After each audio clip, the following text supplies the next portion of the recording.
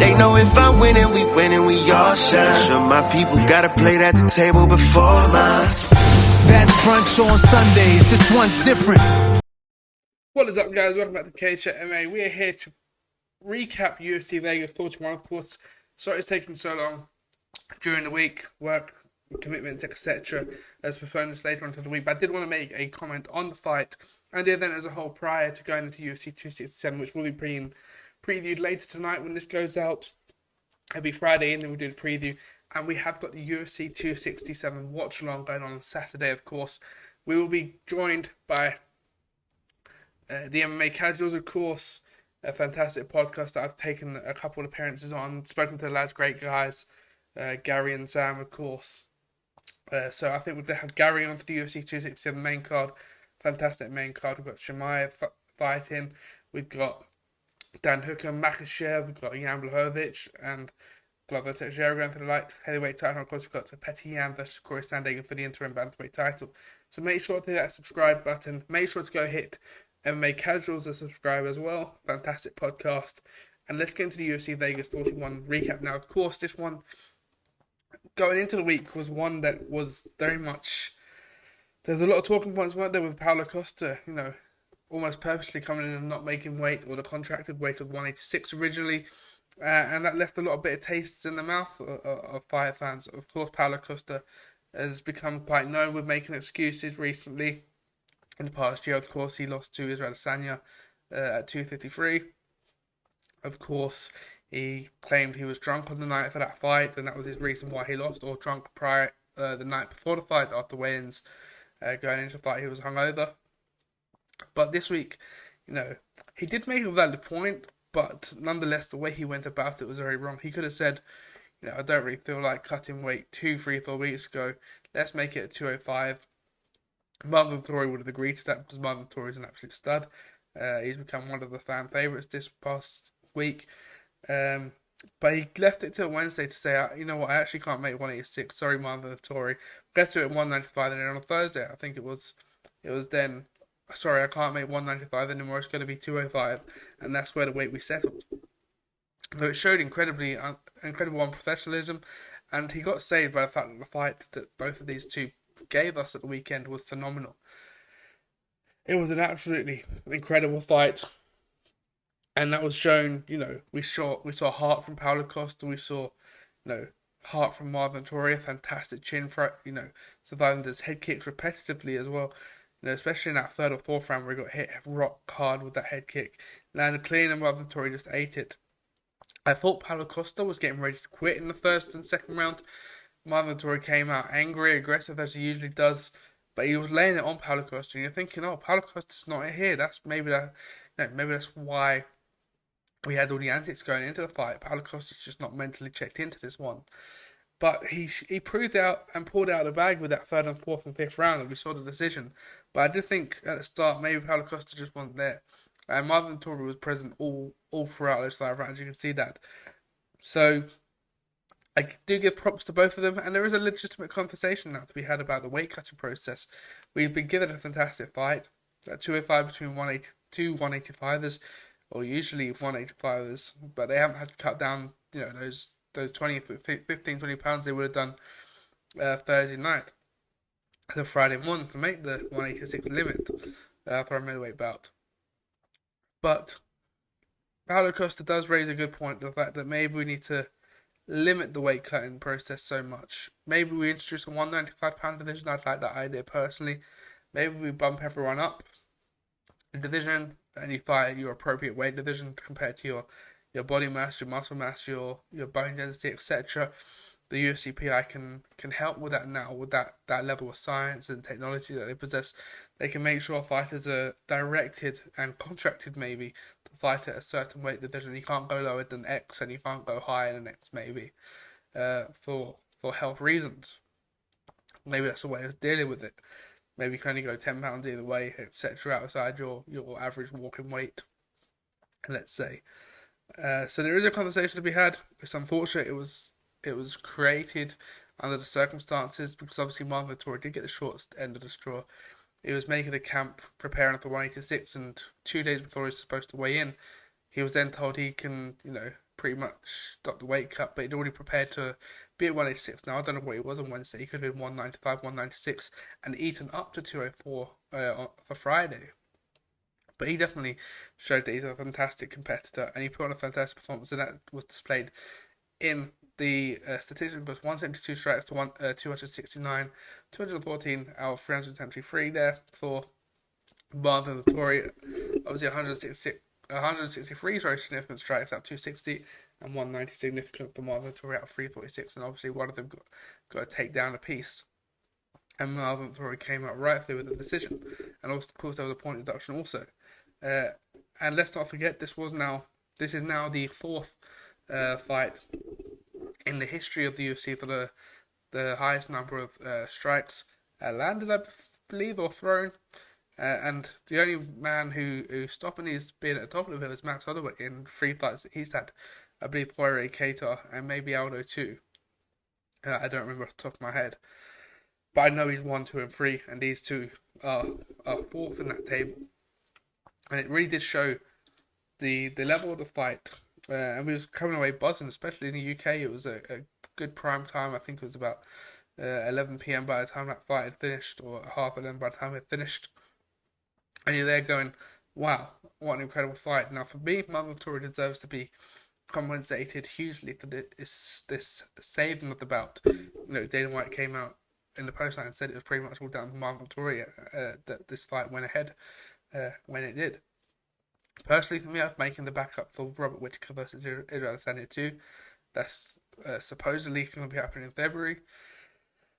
I'd make him the backup. He's now the number 2 contender behind those two, and he earned the right to be in that mark, just in case. We've seen Robert Whittaker pull out fights before.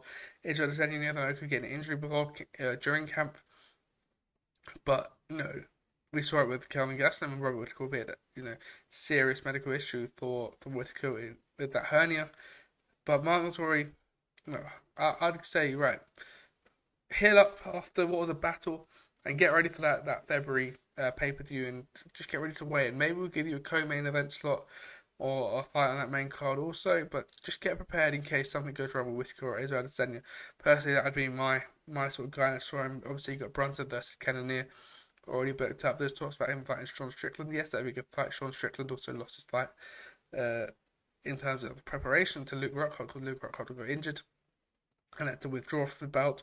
Sean Strickland and Vettori would be a good scrap, but I'd heavily favour Vettori. I think, we're finding out that he is top 5 material. There's a couple of questions, but he's put on this, 6 fight win streak now? Sorry, 6 out of his last 7, plus that loss to Israel Adesanya.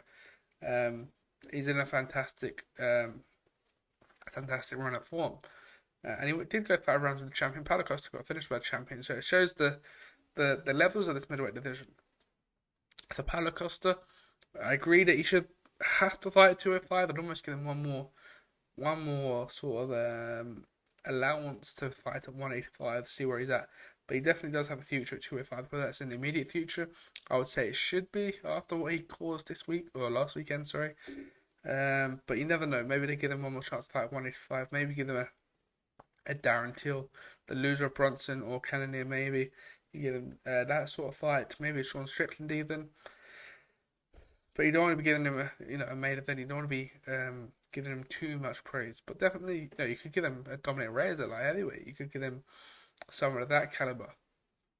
Because it's a good point that he is a marketable asset for the UFC. But because he could have very much seen himself get cut because of his actions, but he's probably got one more chance left to prove himself almost to the UFC hierarchy now. And I think that's by fighting at 205 and making sure that he's fighting at a good optimal weight, and not coming in on Wednesday or on Thursday saying that actually I can't make 185. Or he becomes the standout sort of campaigner for a 195-pound division, and we get something in between. Who knows? But it was a good fight, a fantastic fight, and it was just a good thing that it was on at a good time. And of course, the UK guys did themselves very proud, both Mason Jones and Shai Herbert picking up their first wins in the UFC organisation on their third attempts as a pair. Both of them took 3 opportunities to get their first wins, not through a lack of skill, but being given very tough matchups in their first two fights. Of course, Mason Jones' second fight was a no contest, a fight that he was comfortably winning on the scorecards and looking like he was going to get a finish prior to the eye poke, which he caused. So there's no sort of no gloss on the fact that he was the perpetrator. It wasn't like he got eye poked and it got turned over to a no contest. It was his own foul that caused it. But the loss to Mike Davis was a difficult one, but he came back and looked fantastic. Well, I say fantastic, he looked great against David Onama. Both looked fantastic. Of course, Mason Jones was preparing for Alan Patrick up until about Sunday last week. And of course, Alan Patrick, withdrew from the fight, and we got David Onama, who was making a juicy debut. Now, I didn't know he's actually naturally a featherweight, but he looked fantastic lightweight, and gave Mason Jones a fantastic fight, and these two gave us a fight of the night contender. Personally, I thought it was fight of the night. The fight after him, Gregory Rodriguez versus Park, did get fight of the night, and both of these two were unfortunate to get, not to get the 50k bonuses for fight of the night. Onama, it could have been very easy. I think with the market side of things, I think David Onama was a known prospect in the States, while Mason Jones has that prospect feeling over here, and it was almost like a merger of the two. It was like, Mason Jones, this guy, or David Onama was getting a layup on that side, and it just made for a fantastic event. A lot of people thinking maybe Onama maybe edged it on the scorecards, who knows? But you got back the European guy, Mason Jones, former Cage Warriors lightweight and welterweight champion, of course. So yeah, fantastic fight. Jai Herbert finishing Karma Worthy in the first round. Fantastic to see. Obviously, Karma Worthy, a fantastic opponent, fantastic name. And you're thinking, they've done Jai Herbert dirty here. He gave it Francesco Trinaldo and then Renato Moicano back to back, and he lost to those both finishes. One, the left hand, of course, a knockout and submission, lost to Moicano. But he came and looked great against Campbell. He looked loose, he looked relaxed. Maybe it's the fact that he'd been into the Apex, into the Apex before.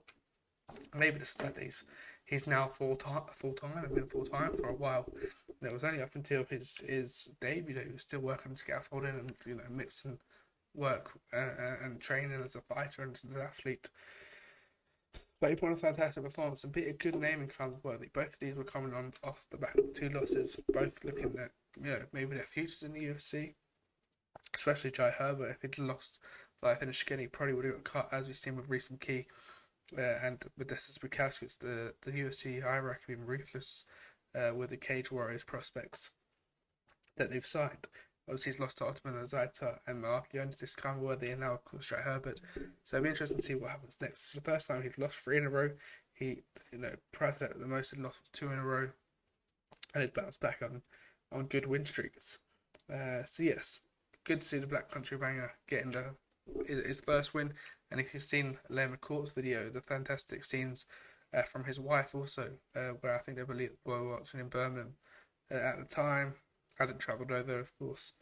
So yes, a fantastic night for the Brits in Vegas, of course. Now, of course, Grant Dawson did draw to Ricky Glenn. I was quite pissed off with Grant Dawson, and I'm sure he was pissed off too, because he was comfortably 2 rounds up against Ricky Glenn, and obviously Ricky Glenn did get a 10-8 round in the third, and they called it a majority draw, which is probably the right result. My only question mark is if the round that Ricky Glenn got was given a 10-8, why wasn't the Grant Dawson rounds given a 10-8? Because Grant Dawson was so dominant in those rounds. Maybe it was Glenn did put a bit more damage on Dawson in that final round. The fact that Grant Dawson couldn't get up immediately at the end of that third round probably gives a question mark. You go, if you're a judge, Ricky Glenn got up instantly in that first and second round. So in that first and second round, so that's a 10-9, 10-9. He actually struggled to get up. Grant Dawson gets Ricky Glenn, take a mark off for that, and that submission attempt was close also. If he had another 10-20 seconds, we probably would have seen an attack from Grant Dawson, but he's a very tough competitor. And it was a good result. Good fight too, if you're a wrestling fan, that is. Maybe not for a striking fan. Jessica Rose Clark beat Jocelyn Edwards. Alex Caceres came back and defeated Xiongwu Choi. Francesco Trinaldo beat Dwight Grant in a split decision, which was a rough fight for Dwight Grant. A couple times he got a legally fouled brain kick and eye poke in the same round within about a minute and a half, 2 minutes of each other. Trinaldo lost the point and still came out with a split decision win.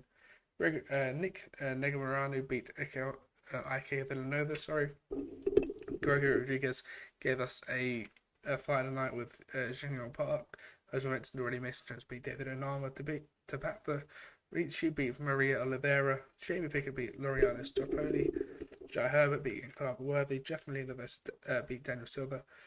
Randall Marcos beat Lavona Souza via unanimous decision, and opening the card, Jonathan Martinez handed Zaviad Lazish the his very first loss with the unanimous decision win, also climbed to 14-4.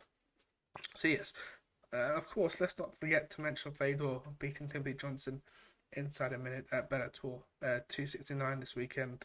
Just gone also. Fantastic win for him, puts him up in second in the Bellator heavyweight rankings. Maybe setting up a fight with Ryan Bader in the future.